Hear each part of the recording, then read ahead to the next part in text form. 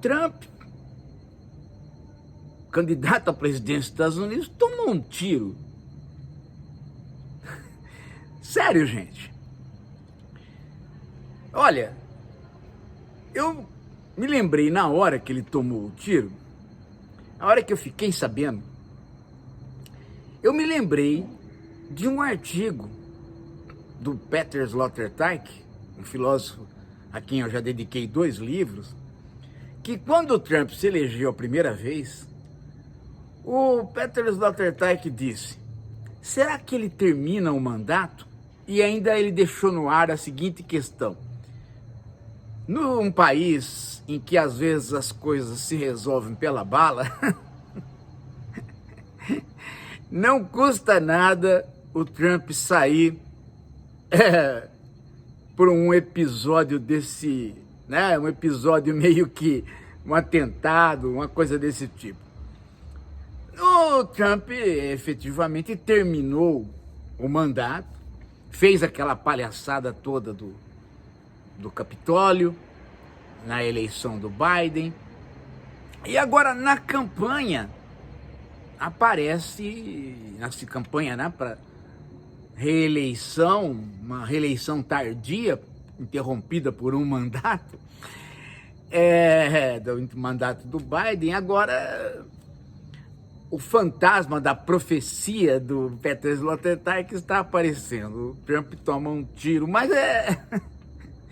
de repente sangra a orelha do Trump e ele abaixou, depois levantou, levantou sangrando com os punhos cerrados. Olha, parece que o Biden não está num bom momento. As forças cósmicas não estão ajudando o Biden. Ele foi mal no debate e ainda por cima agora o Trump toma um tiro que não machuca nada e que apenas faz com que ele possa cantar de galo, posar de vítima. Imediatamente o filho do Trump, no estilo de filho de Bolsonaro, foi lá no Twitter e disse: meu pai jamais desistirá da luta de salvar a América. Gente, o Trump, ele não vai salvar absolutamente ninguém a não ser ele mesmo. Através de, estando na presidência, se ele ganhar, ele tentar perseguir juízes, anular processos através de interferência política e soltar Steve Bannon através de indulto, se couber. Eu não sei se cabe. Agora, não vamos pensar, gente, que algum atirador morto no local. Eu acho incrível, né? A polícia americana sempre matar ou prender ou sumir com essas figuras, né? Matou. Não é interessante isso?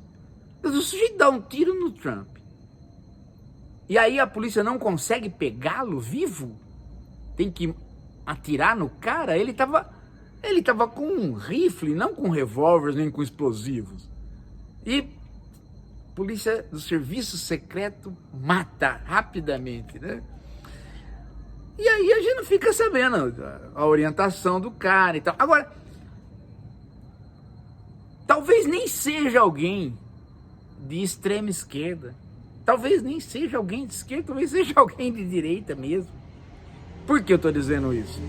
Porque essas figuras como o Trump, elas trazem à tona da sociedade desesperos de toda a ordem.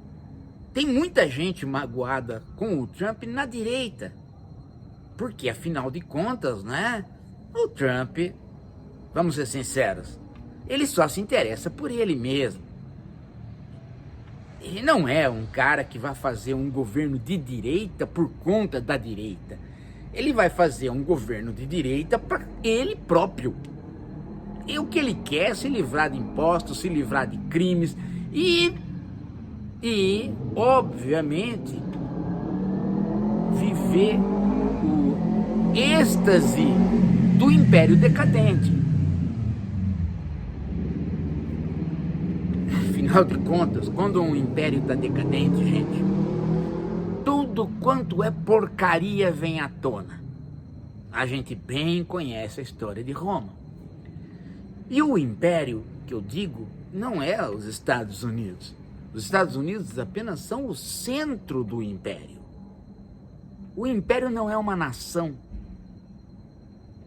O império é o modo como a gente vive. Nós estamos vivendo sob uma lei única. Uma lei do capital que quer crescer e, para crescer, não quer mais produzir. Quer crescer com sistema financeiro e extrativismo. No máximo produz tecnologia para a indústria de ponta, mas não quer produzir mais no sentido de fomentar empregos. Então é uma maneira estranha de viver. É uma maneira, digamos assim, de um capitalismo que se tornou um modo encalacrado de viver. E a gente chama isso de império porque as fronteiras, as bordas, não têm sistema para se opor ao império. Nós vivemos sob o império do mundo capitalista para todo lado. As diferenças de etnia, de religião, de gênero, tudo quanto é tipo de diferença, gente, vai se subalternizando a uma igualação. A voracidade do capital para ele gerir capitalismo. Porque, né? Se o capital só existe como movimento, portanto ele só existe para fomentar o capitalismo, né? Esse ismo é justamente a ideia que faz com que esse sistema seja um regime de vida, um modo de vida. Um modo que todos nós, gente, começamos a achar que é natural, mesmo após Marx. Mesmo após Marx ter denunciado que o modo de produção capitalista não é natural. Ele é histórico, ele é datado. Mesmo assim, a gente não consegue não naturalizar esse modo de produção para tudo. Ontem mesmo, estava vendo um pedacinho do Globo Repórter, passei na frente da televisão, tinha um pedacinho do Globo Repórter e estava lá, né? O mundo empresarial para negros. E aí tinha uma reportagem, gente, extremamente estranha, né? Porque estava dizendo a seguinte coisa, né? Estava pegando uma pessoa, fazendo a história de vida dela, típica do jornalismo, do tipo de jornalismo da Globo, e mostrando como que essa pessoa virou empresário, um negro. Só que você pode virar empresário, você pode ficar rico. O problema é o tipo de reportagem que é feito, que diz a seguinte frase no meio da reportagem: esse homem, ele já foi carteira assinada. Quer dizer, quantos negros estão assistindo aquilo ali e dizendo: veja, ser carteira assinada é coisa menor. O bom é ser empresário. Então eu vou ser um negro de sucesso se eu for empresário. Se eu for um negro que tenha um emprego, ainda que eu ganhe mais que esse empresário tendo um emprego com carteira assinada, eu não vou ser ninguém. Eu só vou ser alguém se eu for um empresário. Não, é uma inversão, né? Porque ser trabalhador não conta mais. O que conta é você ter um êxito de não ser trabalhador, de ser um cara que manda, ou que trabalha por conta própria. Ou se por conta própria é excelente, né? Nos Estados Unidos, nos anos 60, tinha Faça Você Mesmo. Esse movimento do Faça Você Mesmo, hoje, alguns autores como o Lipovetsky dizem, né, se transformou no Seja Autêntico. Faça você mesmo a si mesmo. Construa-se, modifique-se, transforme-se, seja você mesmo o seu empresário.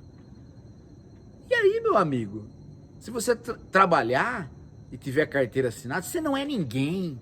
Olha só, né? Nós lutamos durante algum tempo para instituirmos um capitalismo onde as pessoas se orgulhassem de trabalhar. E agora nós instituímos um capitalismo onde as pessoas têm que se orgulhar de não ter que trabalhar, de ter simplesmente que ser empresário de si mesmo, viver do trabalho de um outro que será um negro também. Mas aí não fala, porque no mundo que a Rede Globo apresentou, é muito estranho, por quê? Porque todo mundo vence quando é microempresário ou empresário. Aí é um mundo onde tem lá uma costureira que tem várias pessoas costurando para ela. Essas pessoas não são negras, só ela é negra e venceu. Pô, é um negócio maluco, né? O capitalismo já era doido, agora ele virou doido varrido. E o Trump é o apogeu deste capitalismo encalacrado, desse capitalismo sem horizonte, se é que o capitalismo pode ter horizonte, mas de um encalacramento. E as propostas dele, com mentiras, fazem com que exista revolta. Aí aparece ali aqui um atirador mesmo. E não vai ser... Né? Aparece. Quando surgem figuras como o Trump que instauram este encalacramento, né? Vou salvar a América. Salvar do quê? Vou salvar a América do quê? A América está super bem economicamente. As reformas e o dinheiro que o Biden aplicou deram um certo resultado. Então vai salvar do quê? Sim, vai salvar da pedofilia. Porque o Biden come criancinha e todo mundo que é liberal ou democrata ou de esquerda come as crianças, né? Antigamente, comunista comia criancinha, num sentido literal do termo, assava, né? Agora não, agora nós de esquerda comemos as crianças do ponto de vista sexual, né? E é interessante que essas coisas, né, elas vão tornando a candidatura Trump uma caixa de bobagens. E quando num lugar a caixa de bobagens está posta num lugar onde todo mundo pode comprar uma arma, dá no que dá. Vai ter mais atentados. Pode acreditar.